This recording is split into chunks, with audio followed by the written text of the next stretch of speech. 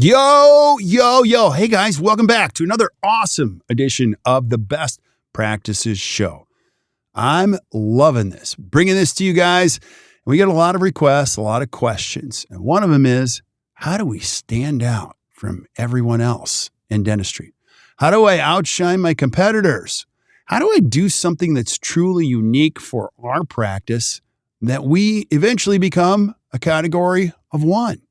Well, today I have a great coach on. Her name is Courtney Dalton, and we give you a framework on how you can outshine your competitors and release your three uniques so that you can completely stand out from all the competition.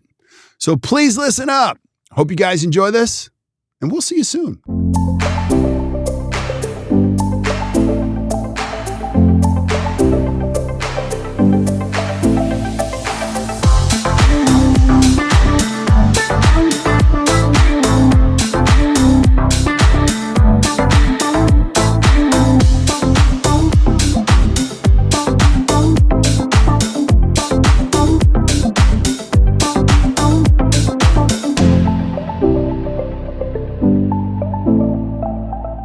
Hey guys, welcome back to the Best Practices Show podcast. I am so grateful you all keep showing up, and we're going to keep bringing it.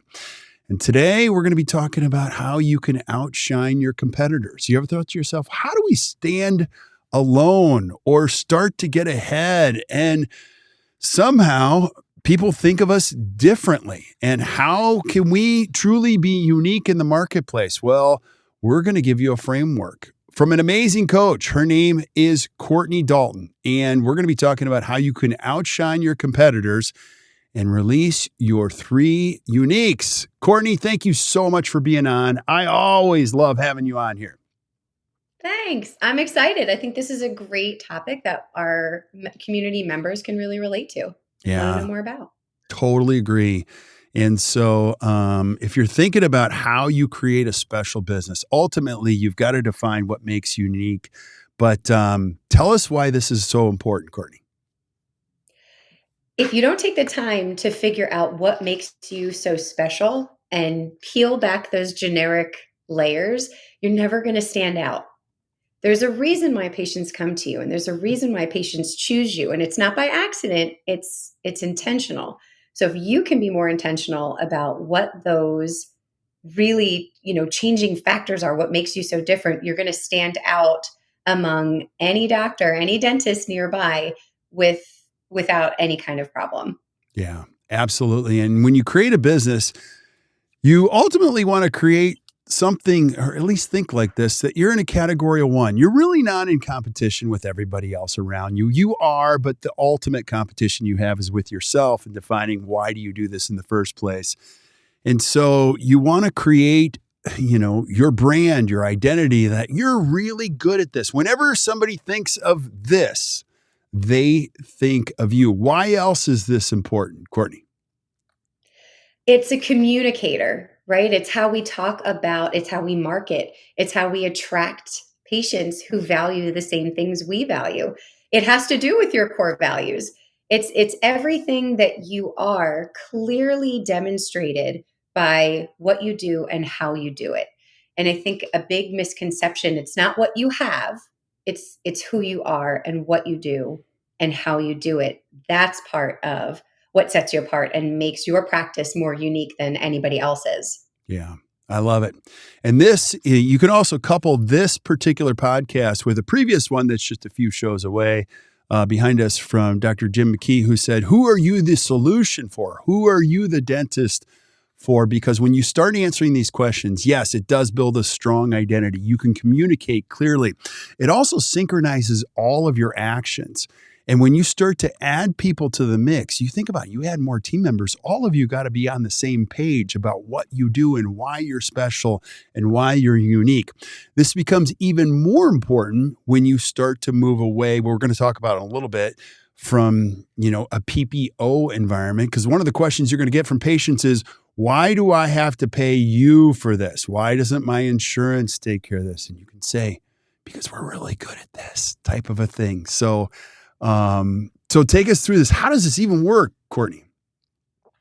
Well, you first need to know what your three uniques are. What are they? And to understand that concept, it goes back. It's not arbitrary. It goes back to a written word. It goes back to traction.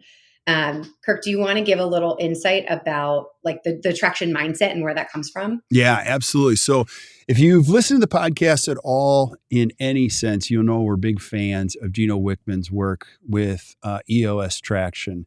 It's a book called Traction by Gino Wickman. And in there, he describes your three uniques as the differentiators. It's how you build your value proposition. And in ours, I don't mind sharing this on the podcast, ours are aligned, smart, and healthy. Now, those are very special differentiators or uniques for me because I want a business that gets people aligned. You don't always have to agree, but getting a lot of people aligned on a passion, a purpose, a mission, there's so much power. And the second differentiator or unique for us is healthy. When you take a group of people and you put them in the right seats, you get the right people in the right seats around the right values, you can accomplish, anything. And then when you make the business smart, and you can put those in any order, when it's smart, we're doing the right things on a daily basis. We're measuring the right things. We have great systems in place. Now you can pretty much do anything. And how we built our business in the community of dentistry is that if you want to practice that's aligned, smart, and healthy, that is our jam. So it becomes fun. It becomes a very purposeful day for us almost every day because those are things that we share language around. So it makes you stand out from the rest. We're not somebody who's going to get you 700 new patients a month. That's not what we do. We're not the company that's going to help you build 17 locations, scale it for an event. That's not what we do.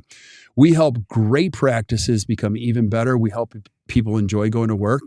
And we create environments that are, we take people on that are really good practices and we make them more aligned. We make them smarter and we make them healthier month over month. And you got to reel me in here because you can see why this matters to me. It's language that at any point somebody could stop me in the hallway and go, I'll tell you exactly why we do what we do and why we're so passionate.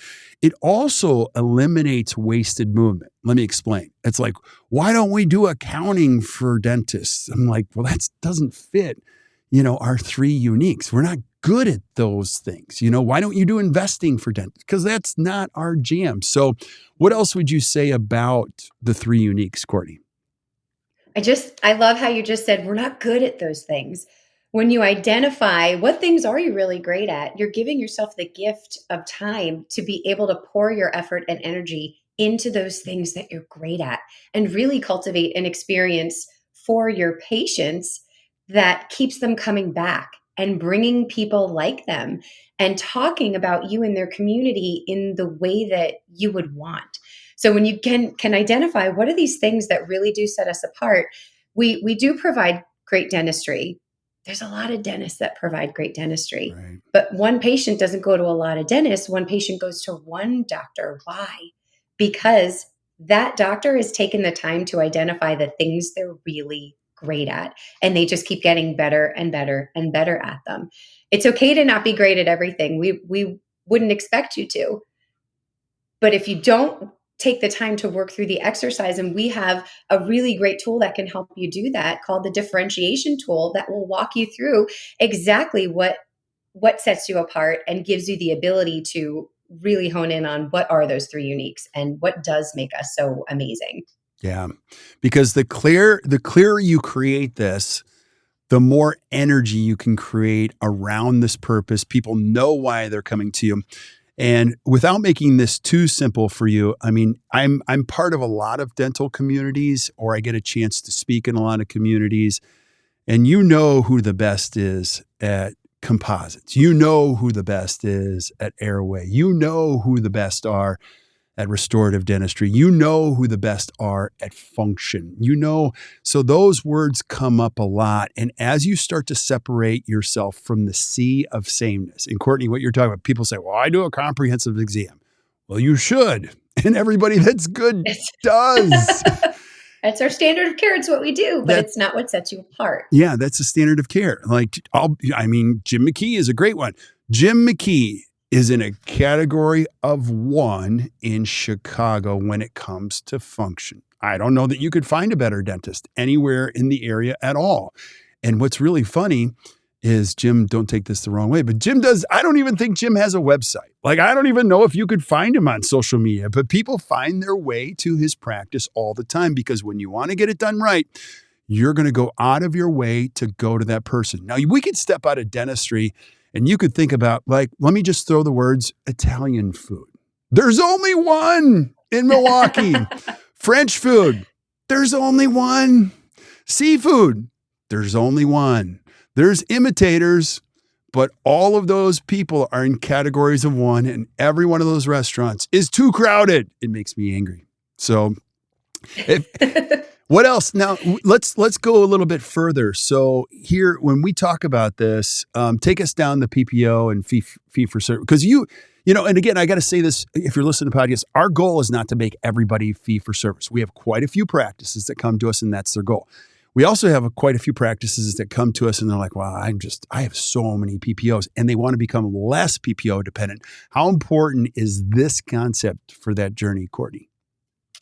It's everything. If you're going to ask your patients to pay your full fee, shout out to Ariel, bill your full fee. If you're going to ask patients to do that, you have to give them a reason why. You have to build the value. You have to get really great at the patient experience. You have to get really great at your communication skills. You have to get really great at your interpersonal skills with your team so that things like handoffs are flawless and smooth. Why? Because if I'm going to pay top dollar, I'm going to need you to give me a reason to do that. If you can't remember my name, if you can't remember things that we talked about last time, that I was going on vacation, or that, my children are getting ready to go to college, or that I was getting ready for retirement, and then ask appropriate follow-up questions and really build the relationship, I'm probably not going to keep coming. If you get really good at those things that differentiate your practice from any other practice, especially other ones that are going out of network that have made that decision, you have to build the value. You have to know who you are before you can ask patients to dip into their pockets and pay a little bit more to come see you. Yeah, absolutely. And we're not please don't hear that the message is you have to become elitist or something like that. That's not at all. Nope. All you have to do is start moving in the direction of this is what we're passionate about. This is what we truly are unique. And it's got to be less of an opportunity and more of a passion, I think, because I don't think you can maintain a unique if it's not really a passion of yours. Don't you think, Courtney? Yeah. If you don't find the joy in it, it's going to fizzle. If it doesn't come, and it might not come naturally to you, but you might want to excel at this one thing, at Airway, at Mayo, at something. You might want to excel so much that eventually it does. And it wasn't accidental, it was intentional. And your patients will see that intentionality and seek you out for it. And that's where the great experience can really blossom. Yeah.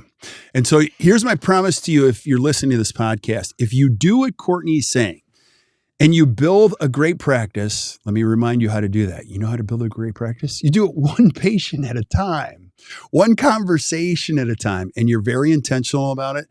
The outcome or the byproduct is you eventually get more patients from the existing patient base who are highly referred that come to the front and go, I know. You guys don't take my insurance as payment. You're very expensive. And you go, yes, thank you so much. Come on back. So, Courtney, how do let's say I'm a dentist listening to this. Like, so as I go through this differentiation tool, what's the second step? And I'll kind of lead us down this path. It's core competencies. Can you talk about that? Mm-hmm. Yeah. It's what do we do really well, better than anybody else? And it might not be the dentistry aspect. It might be your team. We have created a great patient experience.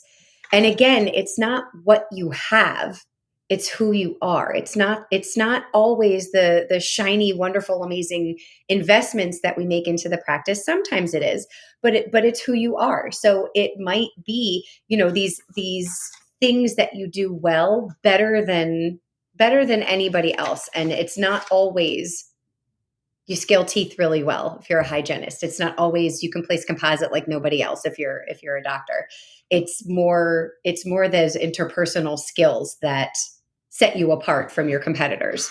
Yeah, absolutely. And the easiest way to do this, just have a team meeting and generate a possible list. Don't even try to navigate this. Let it go where it needs to go. A lot of times we have these big sticky notes, and this is a great exercise. Just say, if there were a few things that described what we were really good at, what our core competencies were, or our uniques or passions were, what do you think they would be? Because I'll tell you, aligned, smart, and healthy, those were not my words. Those were other team members' words that I'm like, that is exactly what we do. And they're like, yeah. And I'm like, oh my gosh, you've been here for a while, haven't you? And they're like, yes, I have. That's what we do. So, and then there's always questions to ask around these. What are they, Courtney? Is it easy to imitate? Can anybody else do what we do? Right? Is it easy to imitate? Is it wanted? Do your patients want this? Is it sought after by the patients you already have or a future patient? Would this be something that somebody would want to look for? And then does it contribute? Does it contribute to the success of our practice? Does it contribute to our patient experience? Does it contribute to us as individuals? And Kirk, I love how you said, tap into your team. This isn't an exercise that you're meant to do by yourself, because just like you said, sometimes you as the leader, you can't see these things because you live, eat, sleep, and breathe them. Sometimes it's your team that can give you that different perspective. No, we do this really well. For example, if in your office you have warm towels that you give to all your patients after hygiene and operative appointments, that is a differentiator. It's not, perhaps comfort is your differentiator. What defines comfort? It's all the little things that you do. It's not just throwing a toothbrush in a bag and sending the patient out their way, which, by the way, is great. I love getting a toothbrush when I go to the dentist, but perhaps it's the handwritten note that goes in there. Perhaps it's something different, something that's creating that experience. Can it be imitated? Does anybody else care what we're doing here? Does any other office, to be competitive, we would want people to imitate us? Do people come to us because they hear that we're so different? And is it contributing to our patient basis? Yeah, absolutely. These are just great questions. Now, one thing that's really important to getting your team on board. Now, I know what you're thinking. If you're a dentist, you're like, oh gosh, I don't want to ask my team. At certain points of your career that are important, you have to get your team members to weigh in so they can buy in. If you're going to listen to this podcast and go back to your team and go, we're just going in this direction, I'll tell you, it's not going to be met with like great enthusiasm. You might have an idea or an exercise, but don't underestimate the value of what great team members can add and how much it adds to their lives when they're working with you and you actually ask for their opinion. So get good at asking for, their input at times, because they'll often own it. Now, a couple other things to think about, and this will probably create a little controversy. There was a dental practice in my hometown and had a big sign. I remember this in high school. We cater to cowards. Cowards. It said cater to cowards. And I'm like, well, I don't know if I'm a coward, but I don't think I would go there. But like, if you're afraid, that's the place you should probably go. Now, that's not good, bad, or indifferent. I have my own thoughts on that, but you have to be intentional about your language, because people put these words out there or these differentiators, and they're like, why am I getting patients? Peter Dawson used to say this. It's not that marketing doesn't work. It does work. But if you're trying to please everyone, you're going to get everyone. And your practice is not built for everyone. It's built for a few people that value what you do. So here's your challenge. You got to figure out what you're good at so you can attract the people that value what you do, and they bring more people that value what you do, and then you get better at what you're good at. Isn't that crazy? Now, 3 uniques are not technology. Please kick that out. So if you go, well, I have a CBCT that makes us like that. No, that's technology. That will eventually change. Those letters will change over time, and that will change your business model. CEREC machines are not unique. I used to think they were, but everybody has them now. And there's a graveyard of CEREC machines on eBay if you check those out. So that's not really unique either. And cosmetic dentists, people don't really even know what that means because everybody is a cosmetic dentist. If I see one more dental practice that says family and cosmetic dentistry on it, I think I might do something. I have no idea. So make sure it's truly unique to what you do. And if you follow the exercise, you'll see how that all works. Now, Courtney, give us a couple examples. So perhaps one of your uniques might be we are a legacy practice with 4 generations of care to our community. That's amazing. And it wasn't accidental, it was intentional. And it's part of a marketing effort. And it's attracting people who value a generational line of dentistry. Now, what does that mean? It means something different to everybody, but it's powerful. It could be we provide comfortable solutions for fearful patients, maybe a little softer than we cater to cowards. Absolutely. See, now we could put a spicy aspect. That's okay. Yeah, now piggyback on that. It's the same thing said differently in some respects. Yep.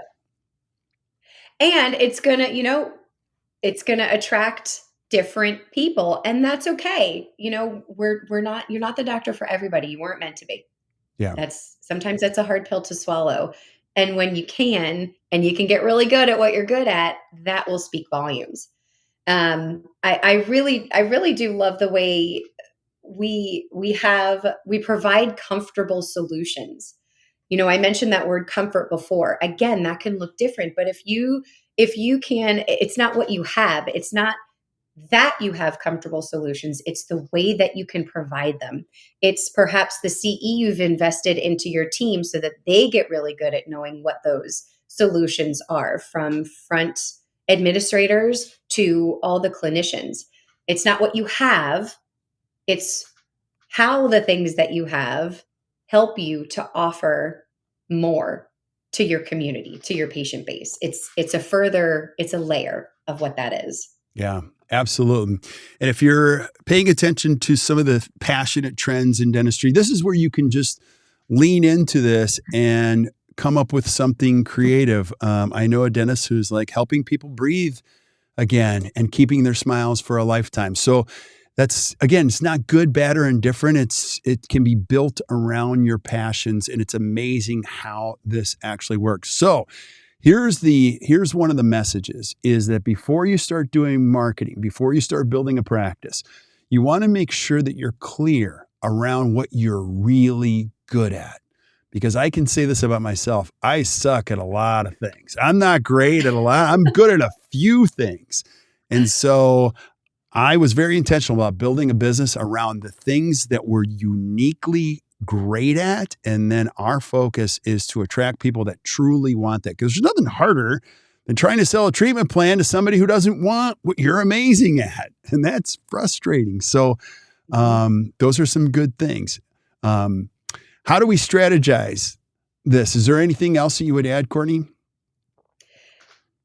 Once you figure out what those are, and it's not going to be like a sit down and let's talk about it and we'll figure it out. It might take a few conversations, but once you figure out what your uniques are and what sets you apart, don't stop there. Okay, so now what?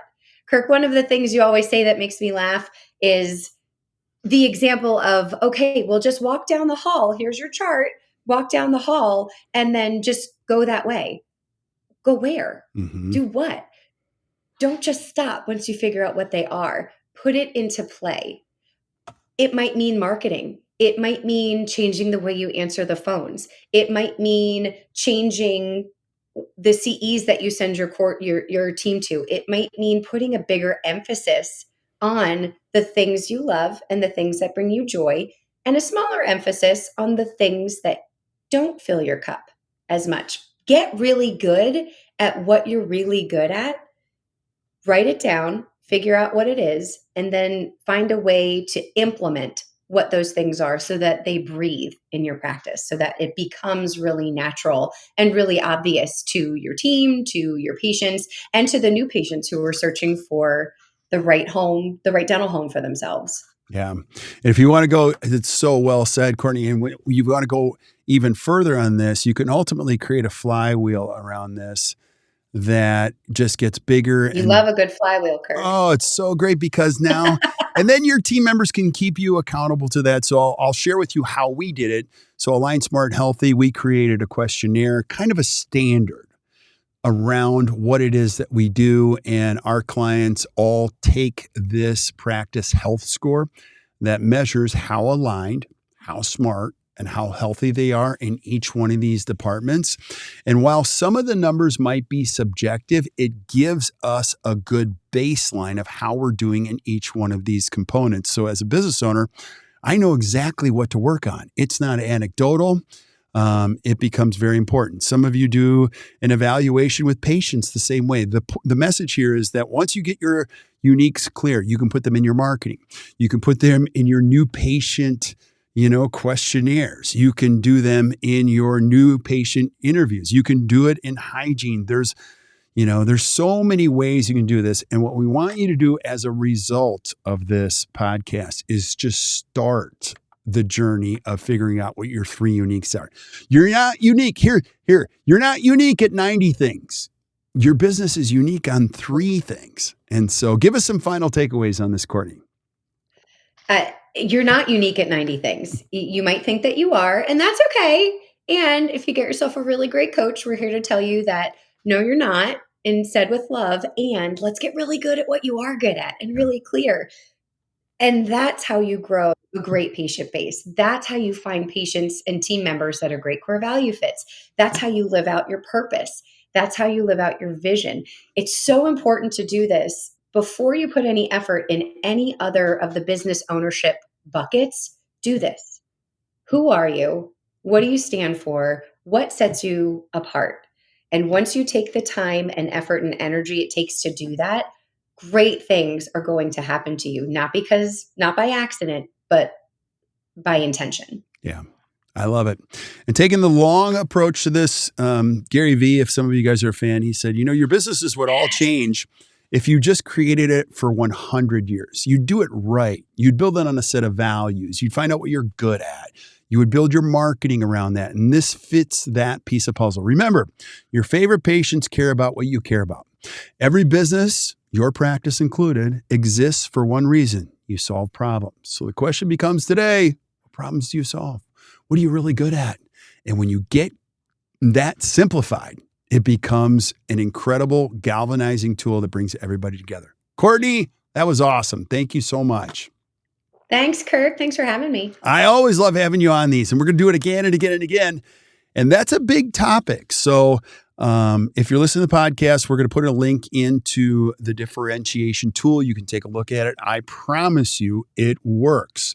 The first thing you're going to see when you download it is, well, this is going to be hard work. Yes, but nothing worthwhile is easy. This is the good work that makes it, better long term. And then another thing we're going to encourage you to do is our To the Top Study Club is growing like crazy. And you're welcome to join us for a golden ticket. And our next one will be in October. It's taking your practice to new heights in the new year, crafting your own strategy. Now, as you can see in October, what we do is we do a lot of strategic planning. Don't do your strategic planning like I used to do on December 27th. So don't do that. Do it in the middle of October so that you can calibrate it in November and you can let your team know about it in December and you can launch it in January. And it's really well done. You can take a look at all the metrics. You can see what your priorities might be for the next year. You're going to see how we think about strategic planning. You can join us. And if you want to, you can contact Gina on our team and she will walk you through that whole process. So thank you guys for listening. As always, our goal with this podcast is bring you great information, help you create a better practice and a better life. So until you hear from us next time, or you see us next time, keep watching or keep listening to the Best Practices Show. You guys enjoy your day.